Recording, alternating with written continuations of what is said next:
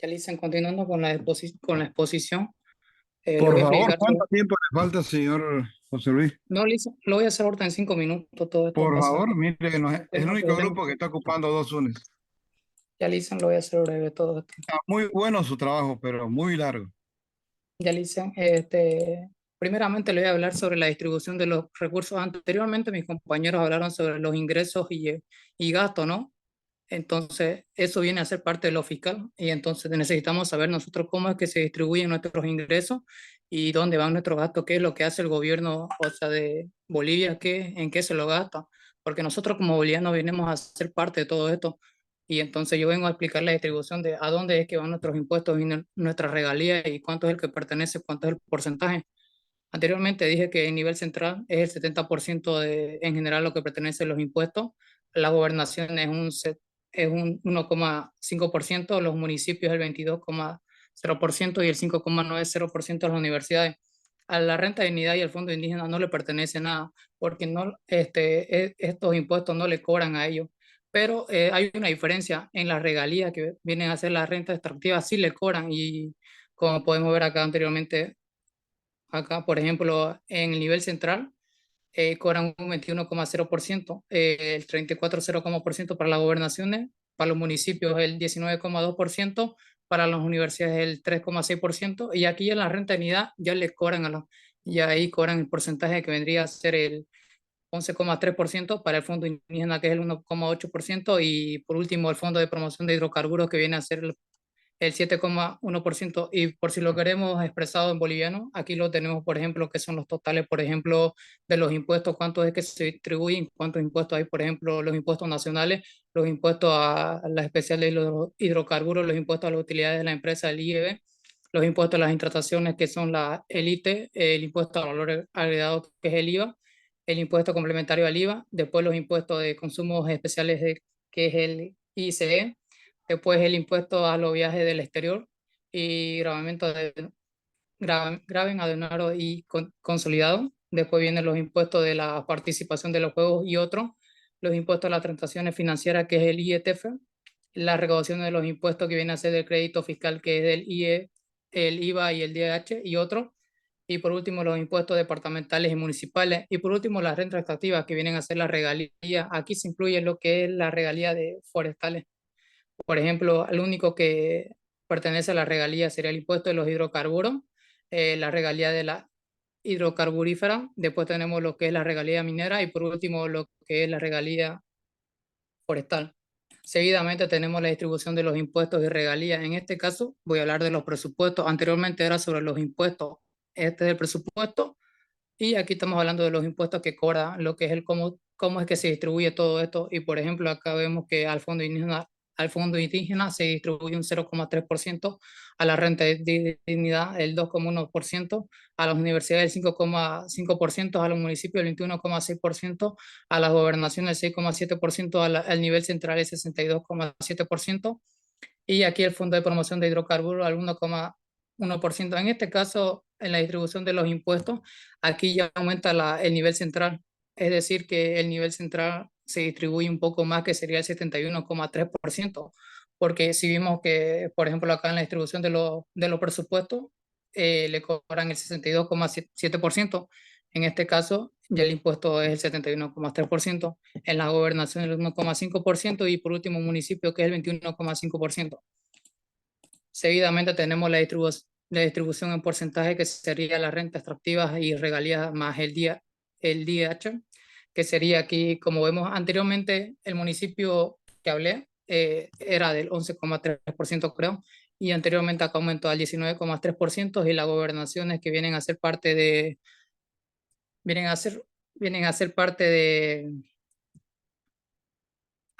de Bolivia igual, pertenece al 33,3%, pero en este caso ya subió, ya no sería, en este caso varía un montón, porque ese rato no era del 33,3%, sino que era alrededor de 21,3%. Aquí el nivel central es 21,3%, los hidrocarburos, que sería el 7,2%, el fondo indígena sigue, que es el 1,8%, y la renta de dignidad, que es el 13,5%, y por último las universidades, que es el 3,6%. Seguidamente tenemos un desequilibrio horizontal del presupuesto de 2016 departamentales en bolivianos por habitante. En este caso, esta es una representación gráfica de los 9 departamentos de cuánto es lo que le pertenece. Por ejemplo, acá tenemos el presupuesto de los gobiernos departamentales, obviamente expresado por habitante, que son 604 millones, 47.674 habitantes. Seguidamente así, La Paz, Cochabamba, Oruro, Potosí, Tarija, La Paz, Santa Cruz, Beni, Pando.